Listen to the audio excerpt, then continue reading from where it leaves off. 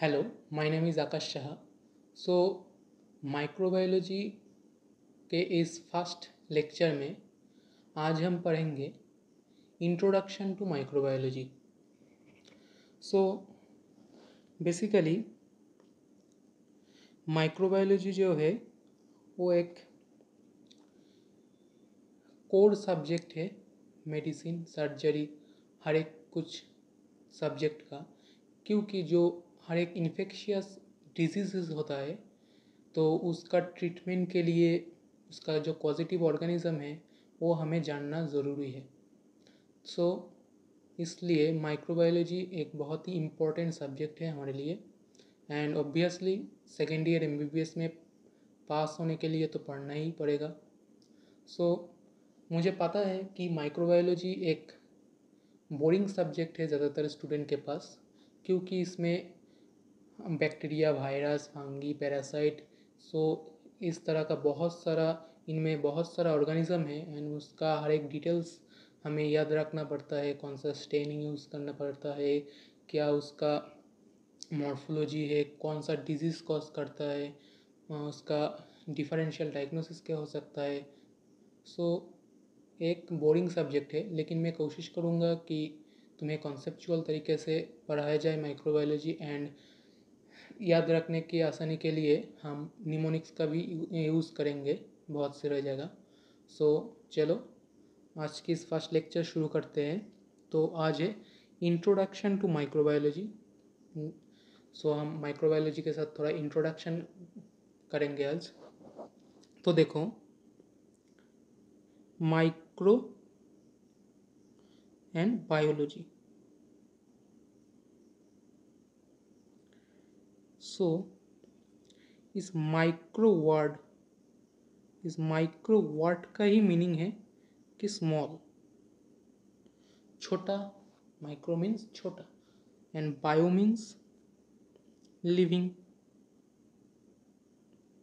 And logy means study.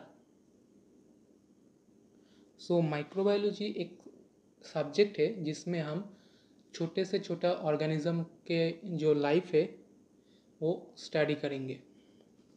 तो microbiology का हम दो तरीके से डिवाइड कर सकते हैं। एक है मेडिकल एंड एक है क्लिनिकल। सो ये मेडिकल एंड क्लिनिकल क्या है? देखो, मेडिकल माइक्रोबायोलॉजी में हम बेसिकली जो माइक्रो ऑर्गेनिज्म है उनका हम जो उनके बारे में हम स्टडी करेंगे। Microorganism like bacteria, virus, fungi and parasite. So medical microbiology में हम इन सारी चीज़ों का स्टडी करेंगे। लेकिन क्लिनिकल माइक्रोबायोलॉजी मीन्स एक ट्रीटमेंट, क्लिनिकल मीन्स एक ट्रीटमेंट फीलिंग आता है। तो इसमें हम क्या देखेंगे कि प्रिवेंशन, डायग्नोसिस एंड ट्रीटमेंट। जो इन सारे ऑर्गेनिज्म से जो हमें डिजीज़ होगा उन डिजीज़ का हम डायग्नोसिस ट्रीटमेंट करेंगे एंड उस डिजीज़ ना हो उसके लिए जो कुछ प्रिवेंटिव मेज़र है वो भी हम सीखेंगे। तो बेसिकली ये जो वायरस, बैक्टीरिया, फंगी, पैरासाइट है, इनका यूज़ क्या है हमारा डे टू डे लाइफ में? देखो, ये हमें हार्म भी करता है एंड बेनिफिट भी पहुंचाता है। तो हम कैसे करते हैं सबको मालूम है। ये हमारा ज़्यादातर डिजीज़ के लिए ज़िम्मेदार है, तो डिजीज़ कॉज करता है। लेकिन हमें फ़ायदा कैसे पहुंचाता है? देखो, हम दही खाते हैं तो दूध से दही बनता है, तो उनके जो फर्मेंटेशन जो प्रोसेस है उसके लिए बैक्टीरिया का ज़रूरत पड़ता है। सो ये हमारा जो बेकरी इंडस्ट्री में केक, ब्रेड होता है, प्रोड्यूस होता है, उसके लिए भी हमें माइक्रो ऑर्गेनिज्म चाहिए। हमारा जो गार्ट है, गार्ट में बहुत सारा माइक्रो ऑर्गेनिज्म है जो हमारा डाइजेस्टिव फंक्शन को हेल्प करता है, कोई विटामिन सीक्रेट करता है। तो ऐसे ऐसे बहुत सारा माइक्रो ऑर्गेनिज्म हमको हेल्प भी करता है। सो देखो, हम लोअर क्लास में प्रोकैरियोट एंड यूकैरियोट के बारे में पढ़ चुके हैं, तो तुम सभी को मालूम है कि प्रोकैरियोट एंड यूकैरियोट में क्या क्या डिफरेंस हो सकता है। तो उतना कुछ आज हम डिस्कस नहीं करेंगे, लेकिन सिर्फ ये बात ध्यान रखो कि bacteria and blue green algae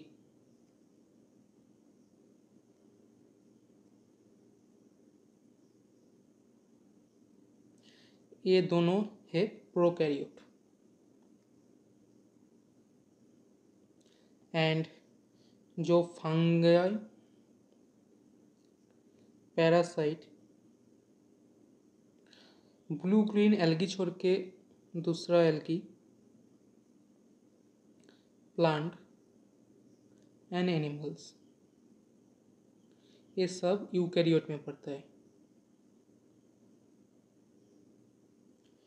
सो ये था हमारा कुछ बेसिक पॉइंट।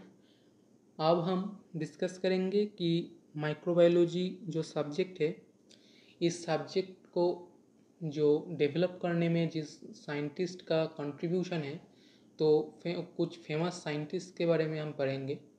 एंड इससे हमारा एक कॉन्सेप्ट बिल्ड होगा कि कहाँ से माइक्रोबायोलॉजी का शुरुआत हुआ, कैसे कैसे इसका डेवलपमेंट हुआ।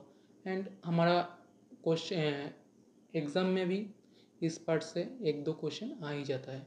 तो चलो देखते हैं famous scientist. So famous scientist में जिनका नाम सबसे पहले आता है वो है हमारा sir Louis पास्तूर।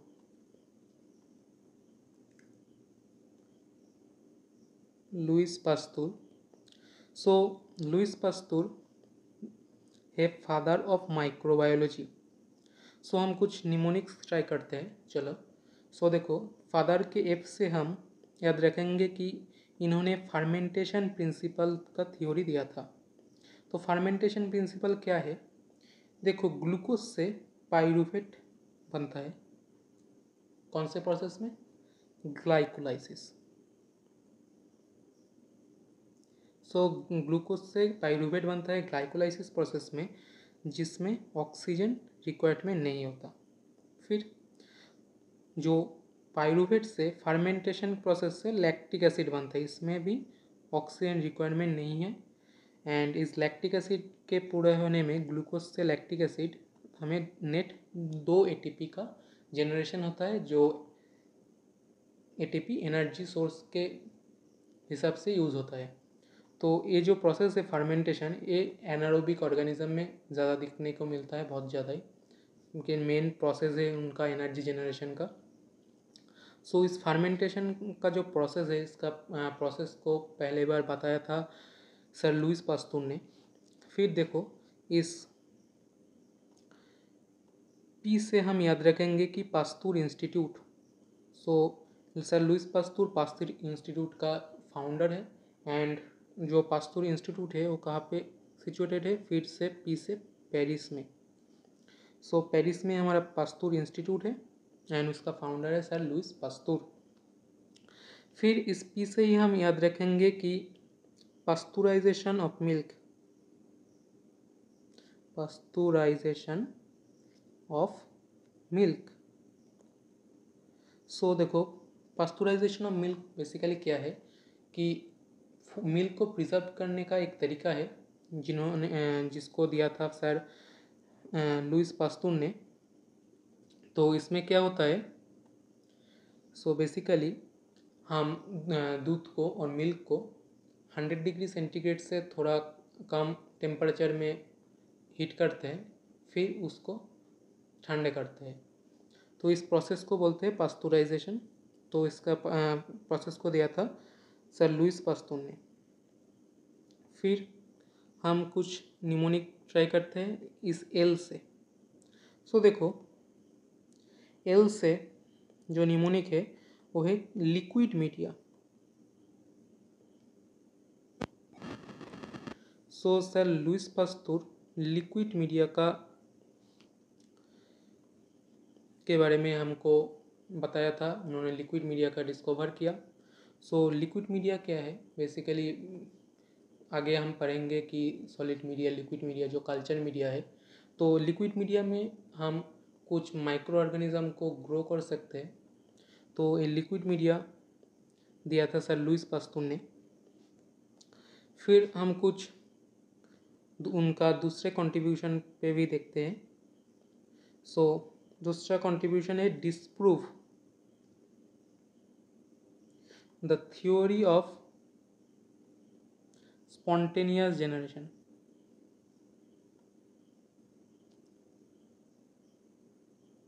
So theory of spontaneous generation, इसका ही दूसरा नाम है एबायोजेनेसिस।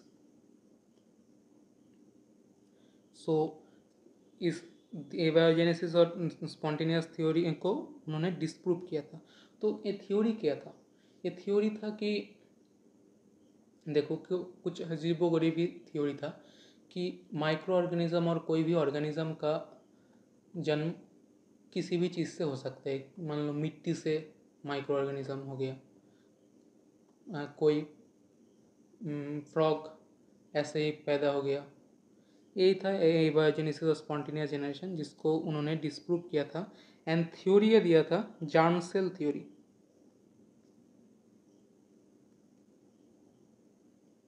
सो इस जार्म सेल थ्योरी में क्या था कि उन्होंने बोला था कि ऐसे ही कुछ ऑर्गेनिज्म ग्रो नहीं कर सकता और बर्थ नहीं हो सकता किसी ऑर्गेनिज्म के लिए, उसके लिए कोई जार्म सेल चाहिए, मतलब स्पोर और कोई जाइगोट ऐसा कुछ चाहिए कोई, और वो भी मिल सकता है कुछ दूसरे उसी ऑर्गेनिज्म के एंसेस्टर से, जो जिसके वजह से फर्टिलाइज होके वो ऑर्गेनिज्म ग्रो करेगा। तो ये था जार्म सेल थ्योरी। फिर उन्होंने स्टेरिलाइजेशन प्रोसीड्योर, स्टेरिलाइजेशन टेक्निक, कुछ स्टेरिलाइजेशन टेक्निक के बारे में हमको बताया था। एंड उन्होंने इन्वेंट किया था हॉट एयर ओवन। फिर था ऑटोक्लेव एंड थर्ड था स्टीम स्टेरिलाइजर।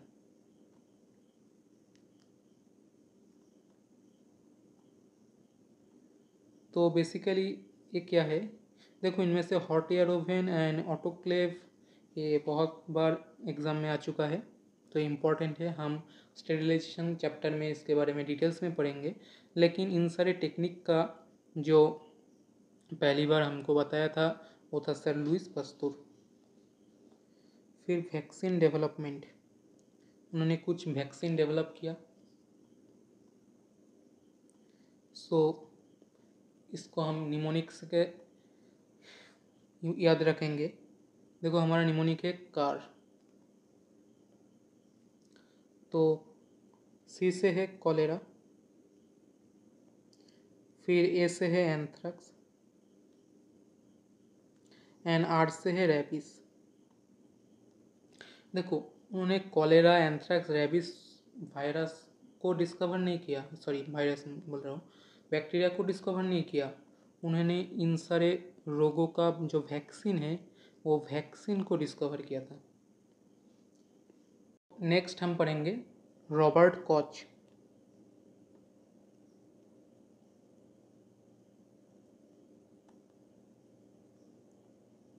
सो पहले हम उनको देख लेते हैं।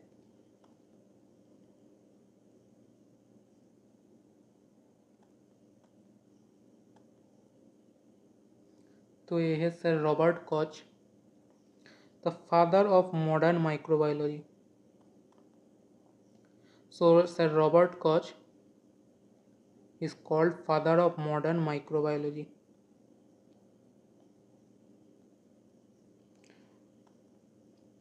फिर देखो लुइस पास्तर ने हमको क्या दिया था, L for liquid media. So sir Robert Koch हमको आइडिया दिया था एंड उन्होंने इन्वेंट भी किया था सॉलिड मीडिया। सॉलिड मीडिया क्या है, लिक्विड मीडिया में उन्होंने ऐड किया था अगार। तो अगार एक सॉलिडिफाइंग एजेंट है। तो इंटरेस्टिंग है कि इस अगार के कॉन्सेप्ट को दिया था एक सर रॉबर्ट कॉच के एक असिस्टेंट के वाइफ ने। तो वहाँ से एक इन्होंने सॉलिड मीडिया का डिस्कवर किया। उन्होंने हैंगिंग ड्रॉप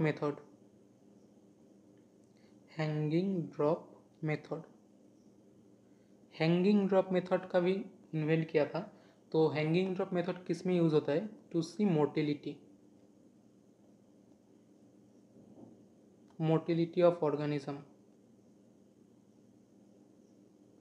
तो हैंगिंग ड्रॉप मेथड यूज़ होता है मोटिलिटी ऑफ ऑर्गेनिज्म को देखने के लिए। फिर इन्होंने कुछ बैक्टीरिया को डिस्कवर किया था। हम इसको याद रखेंगे कैट से।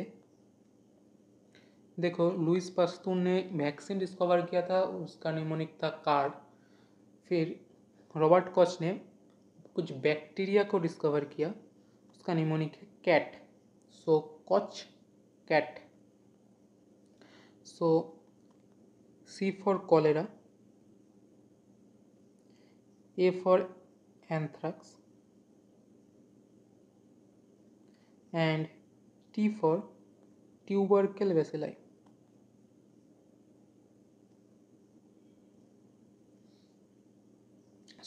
Cholera, anthrax and tubercle bacilli का डिस्कवर किया था सर रॉबर्ट कॉच ने।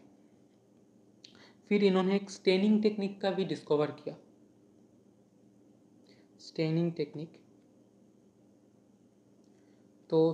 टेक्निक का डिस्कवर किया था। तो स्टेनिंग टेक्निक में इन्होंने जो डाई यूज़ किया वो था एनिलीन डाई।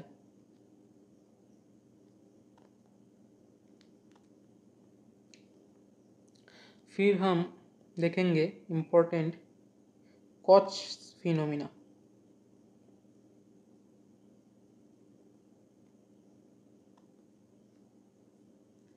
तो कॉच फिनोमिना बेसिकली क्या है, सर रॉबर्ट कॉच ने देखा कि एक दिन कि गुइनी पिग एक ऑर्गेनिज्म है। गुइनी पिग जो पहले से ही इन्फेक्टेड है ट्यूबरकल बेसिलाई से। इस गुइनी पिग में अगर फिर से हम कुछ ट्यूबरकल बेसिलाई का ऑर्गेनिज्म और उसका प्रोटीन इंजेक्ट करें तो गुइनी पिग में एक हाइपर सेंसिटिविटी रिएक्शन देखा जाता है। इस फिनोमिना को नाम दिया गया कॉच फिनोमिना।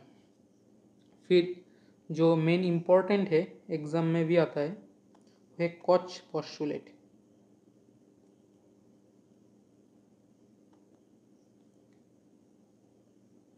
चिंता मत करो, इधर ऐसे ही मैं लिख दे रहा हूँ, लेकिन इसका पूरा एक नोट मेरे पास है।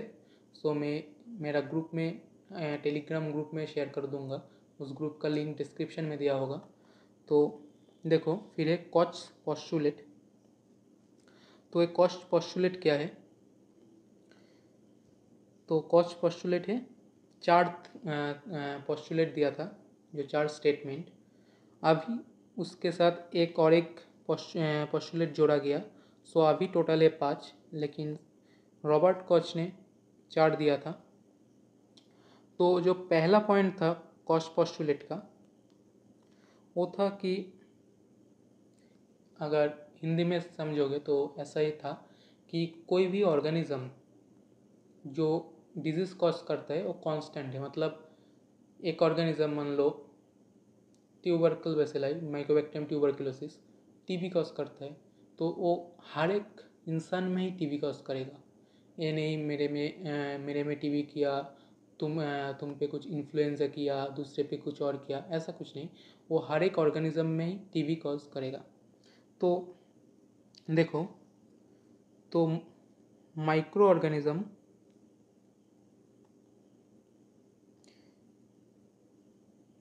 should be constantly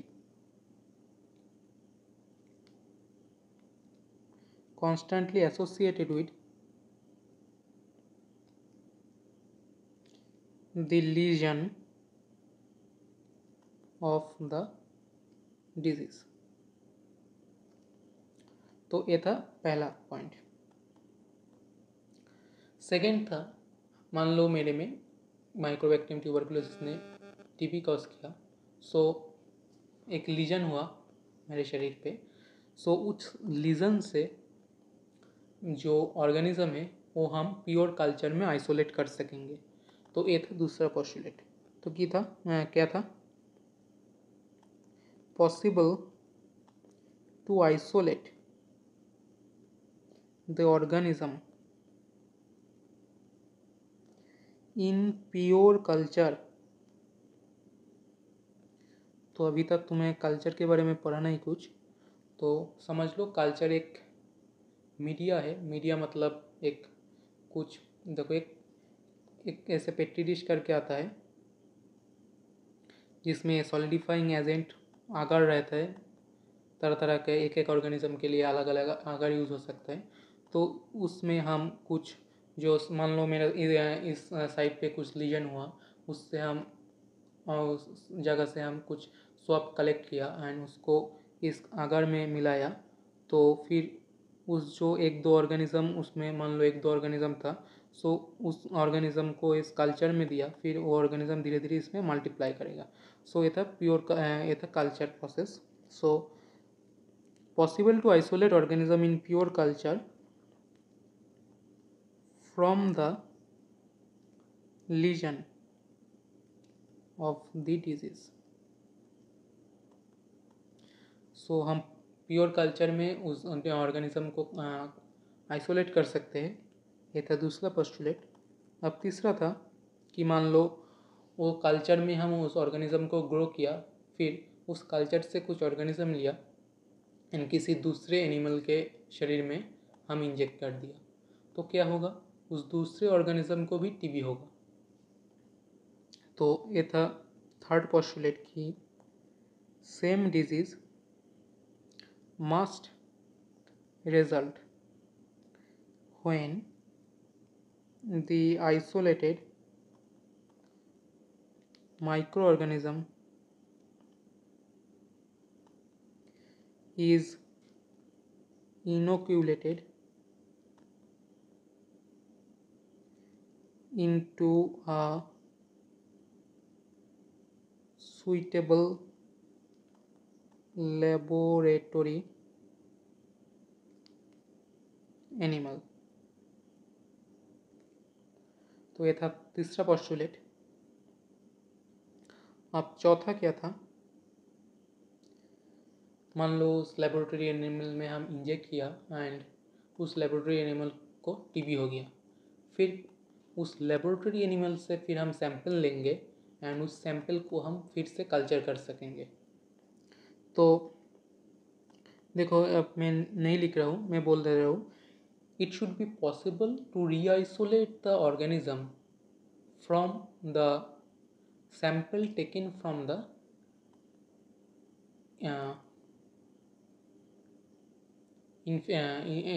laboratory organism. So laboratory organism से हम सैंपल कलेक्ट करेंगे एंड उस सैंपल को हम प्योर कल्चर में फिर से ग्रो कर सकेंगे। तो ये था चौथा पोस्टुलेट। अब जो 5 नंबर है जो इंट्रोड्यूस हुआ है नया, वो है कि antibody produce against the causative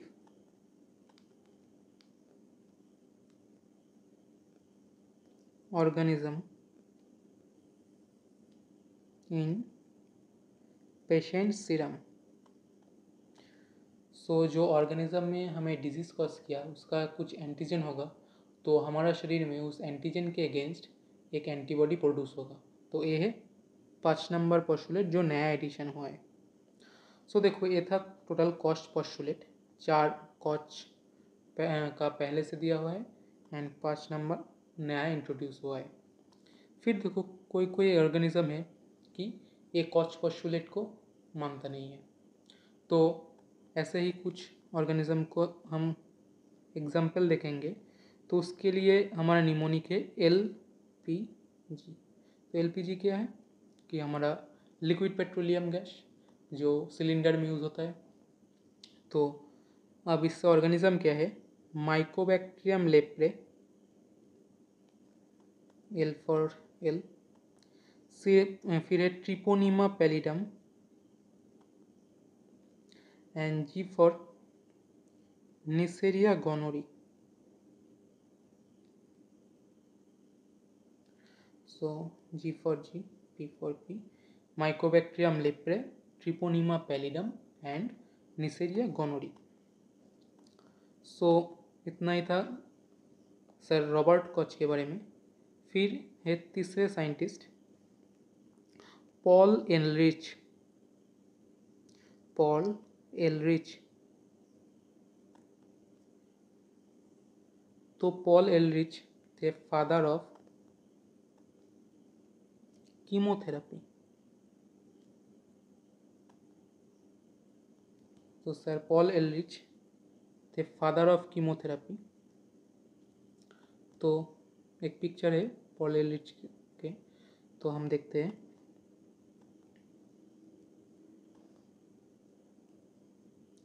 तो ये है sir Paul Ehrlich, father of chemotherapy. So father of chemotherapy इनको क्यों बोला जाता है, क्योंकि एक केमिकल एजेंट डिस्कवर किया था जो कीमोथेरेपिक ड्रग। सो उस ड्रग डिस्कवर किया था एंड उसका प्रयोग किया गया सिफिलिस के ट्रीटमेंट के लिए। सो वो ड्रग था सेल्वर्सन। ये सेल्वर्सन एक आर्सेनिक कंपाउंड है।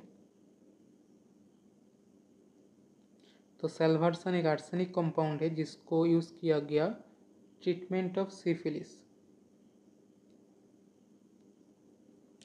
तो इनको बोला जाता है फादर ऑफ कीमोथेरेपी। फिर ये फाउंडर थे पॉल एलरिच इंस्टीट्यूट।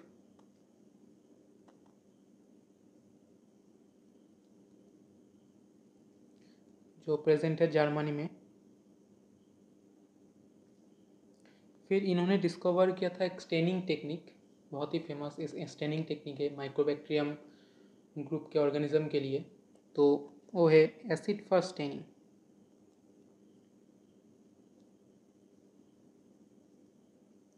सो एसिड फर्स्ट स्टेनिंग इसका डिस्कवर किया था पॉल एलरिच ने, जिसके बाद में इस एसिड फर्स्ट स्टेनिंग में कुछ इम्प्रूवमेंट किया गया।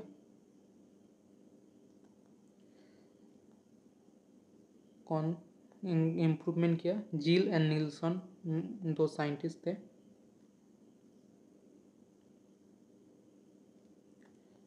इन्होंने इम्प्रूवमेंट किया एंड फिर उसका नाम हुआ जेडेन स्टेनिंग, जील नील्सन स्टेनिंग। तो देखो इम्प्रूवमेंट जो किया गया था, क्या इम्प्रूवमेंट किया गया था। देखो सर पॉल एलरिच ने एनिलीन के डाई के साथ नाइट्रिक ऑक्साइड का इस्तेमाल करते थे स्टेनिंग के लिए, लेकिन बाद में जील एंड निल्सन ने उसमें स्टेनिंग के लिए कार्बोल फ्यूशिन, मिथिलीन ब्लू एंड जो H2SO4 20% H2SO4 का यूज़ किया। तो ये इम्प्रूवमेंट किया था बेसिकली एसिड फर्स्ट स्टेनिंग के लिए जो माइकोबैक्टीरियम ट्यूबरकुलोसिस ग्रुप है। मेनली सर पॉल एलरिच ने माइकोबैक्टीरियम ट्यूबरकुलोसिस को स्टेनिंग करने के लिए यूज़ किया था एसिड फर्स्ट स्टेनिंग। फिर है एक एलरिच फिनोमिना।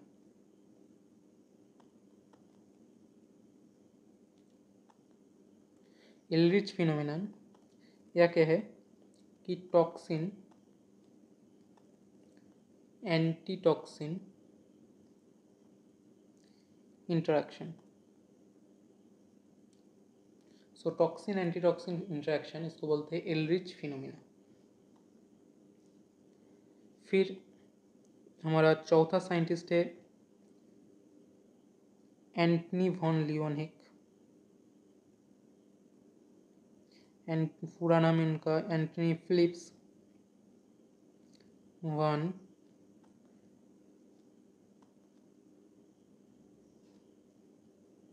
लियोनिक। तो उनका एक पिक्चर है, देख लेते हैं, हमें कुछ इंटरेक्शन सा होगा। तो ये एंटनी वॉन लियोनिक, तो इनको बोला जाता है फादर ऑफ लाइट माइक्रोस्कोप।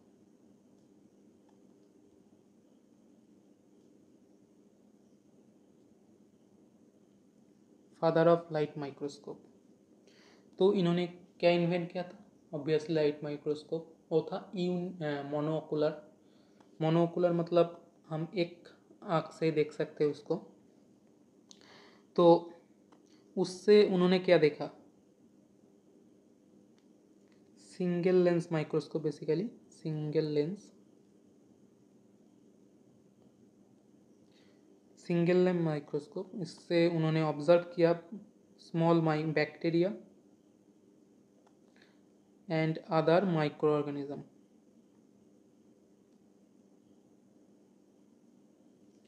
तो इन सारे बैक्टीरिया माइक्रो ऑर्गेनिज्म का उन्होंने उस ज़माने में क्या नाम दिया था? उन्होंने नाम दिया था लिटिल एनिमलक्यूल्स। तो वो लिटिल एनिमलक्यूल्स नाम दिया था उन सारे बैक्टीरिया एंड माइक्रो ऑर्गेनिज्म को, जिन्होंने उनके बनाए हुए जो सिंगल लेंस माइक्रोस्कोप है उससे उन्होंने देखा था। तो आज के ज़माने में जो कंपाउंड माइक्रोस्कोप है, बाइनोकुलर माइक्रोस्कोप, जो दो आंखों से देखा जाता है, तो उसका इन्वेंट कौन किया था? जेनसेन डियो इन्वेंट किया था कंपाउंड माइक्रोस्कोप।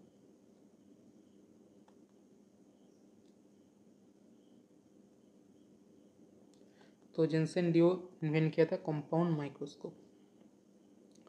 तो अब हम कुछ साइंटिस्ट को देखेंगे एंड उनका कंट्रीब्यूशन देखेंगे। एक सिंगल लाइनर क्वेश्चन आता है। तो देखो, अर्नेस्ट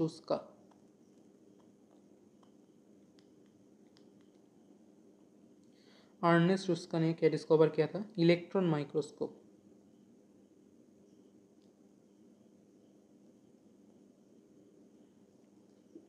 आगे चलते हैं, हमें लेक्चर में माइक्रोस्कोप के बारे में भी डिटेल पढ़ेंगे कि तरह तरह का माइक्रोस्कोप कैसा होता है, उनका मैकेनिज्म क्या है, किन माइक्रोस्कोप किस जगह पे यूज़ होता है, तो देखेंगे। तो याद रखो, Ernst Ruska, E for electron microscope. Ernst Ruska ने इन्वेंट किया था इलेक्ट्रॉन माइक्रोस्कोप। फिर है हैंस क्रिश्चियन ग्राम। तो हैंस क्रिश्चियन ग्राम में डिस्कवर किया था ग्राम स्टेनिंग।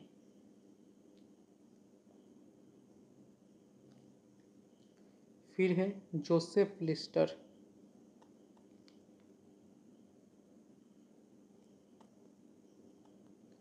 जोसेफ लिस्टर ने एक कंपाउंड जो है कार्बोलिक एसिड, सो वो कार्बोलिक एसिड को उन्होंने एंटीसेप्टिक की तरह यूज़ किया सर्जरी में।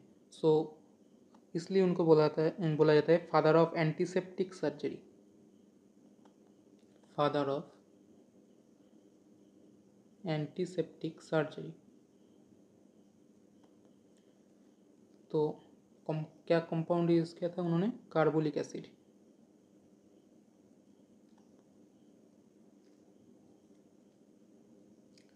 फिर है Alexander Fleming.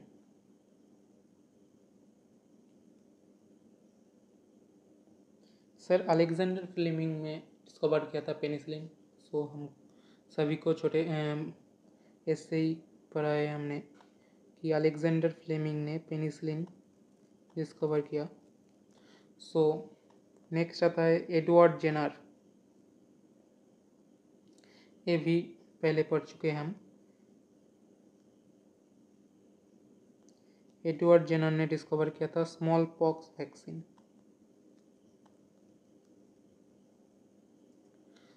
Small pox vaccine उन्होंने डिस्कवर किया था काउपॉक्स से, काउपॉक्स वायरस से। तो एक कहानी है, तो उस ज़माने में बहुत सारे लोगों को एक डिजीज़ हुआ जिसके नाम दिया था स्मॉल पॉक्स। तो ऐसा नोड्यूल नोड्यूल होता है सारे मुंह में। अभी ये इरेडिकेटेड है वर्ल्ड से, लेकिन तो उस ज़माने में बहुत सारे हुआ था। तो उस ज़माने में देखा जो लोग के घर में काऊ है उन लोगों को एक स्मॉल पॉक्स नहीं हो रहा है। तो उन्होंने बाद में ये कुछ एनालिसिस किया कि काऊ को पहले से ही एक डिजीज़ हो चुका है, काऊ पॉक्स वायरस का डिजीज़ हो चुका है, जो वायरस उन जो काऊ जिनके घर में है उनका शरीर में जा चुका है एंड उसके अगेंस्ट एक एंटीबॉडी प्रोड्यूस कर चुका है काउपॉक्स वायरस के बारे में अगेंस्ट। लेकिन काउपॉक्स वायरस इतना स्ट्रांग नहीं है कि उन लोगों में डिजीज़ कॉज कर सके, लेकिन उसका एंटीजन गया है तो इसलिए एंटीबॉडी उन लोगों के शरीर में ऑलरेडी प्रोड्यूस हो चुका है। फिर जब स्मॉल पॉक्स वायरस उन लोगों का शरीर में जाएगा तो ऑलरेडी एंटीबॉडी प्रोड्यूस हुआ है उन लोगों के शरीर में, तो तुरंत किल कर देगा स्मॉल पॉक्स वायरस को। तो इसलिए उन लोगों के शरीर में स्मॉल पॉक्स नहीं हो रहा था। तो इसे एनालिसिस करके उन्होंने काउपॉक्स वायरस से उन्होंने बनाया स्मॉल पॉक्स वैक्सीन। फिर है बारबेरा मैक्लिंटॉक। बारबेरा मैक्लिंटॉक ने डिस्कवर किया ट्रांसपोजन। ट्रांसपोजन क्या है? बेसिकली जंपिंग जीन बोला जाता है ट्रांसपोजन को। It is called jumping gene because in एक जीन है, इन जीन सीक्वेंस में एक डीएनए सीक्वेंस में एक पार्ट में जीन होता है। तो ये जीन डीएनए के एक सेगमेंट से और एक सेगमेंट में ट्रांसफ़र हो सकता है, तो इसके लिए इसको बोलते हैं जंपिंग जीन। तो इसका डिस्कवर किया था बारबेरा मैक्लिंटॉक ने। फिर है गिलबर्ट एंड सेंगर। इन दोनों लोगों ने डिस्कवर किया था डीएनए सीक्वेंसिंग।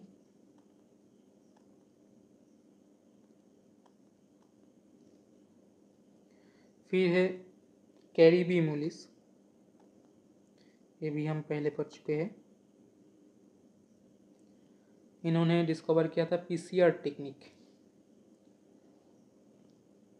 तो इन्होंने पीसीआर टेक्निक पहले डिस्कवर किया था।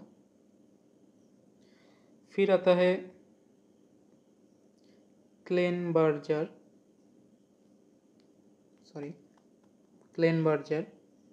इन्होंने डिस्कवर किया एल फॉर्म।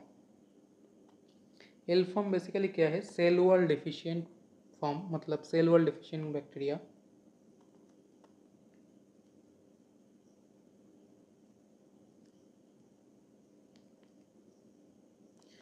तो सेल वॉल डेफिशिएंट फॉर्म को डिस्कवर किया था क्लीनबर्गर ने। तो ये था आज का इंट्रोडक्शन पार्ट। सो इस इंट्रोडक्शन पार्ट में हमने जाना कि माइक्रोबायोलॉजी का मतलब क्या है, माइक्रोबायोलॉजी में हम कौन से ऑर्गेनिज्म के बारे में पढ़ते हैं एंड वो ऑर्गेनिज्म हमारा बेनिफिट भी करता है, हार्म भी करता है। फिर माइक्रोबायोलॉजी में जो कंट्रीब्यूटर है, फेमस साइंटिस्ट, जिनके वजह से हम इन सारे ऑर्गेनिज्म के बारे में जान सके, तो उनके कुछ फेमस साइंटिस्ट के बारे में हम डिटेल में डिस्कस किया। एंड कुछ साइंटिस्ट के में हम सिर्फ एक लाइन के शॉर्ट क्वेश्चन जैसा पढ़ा। तो ये था आज का माइक्रोबायोलॉजी का इंट्रोडक्शन पार्ट। नेक्स्ट सेशन में हम डिस्कस करेंगे स्टेनिंग के बारे में, कि माइक्रोबायोलॉजी में इन सब ऑर्गेनिज्म को देखने के लिए हम स्टेन यूज़ करते हैं। तो हम स्टेनिंग के बारे में डिटेल्स में डिस्कस करेंगे। तो आज की वीडियो में इतना ही। So thank you.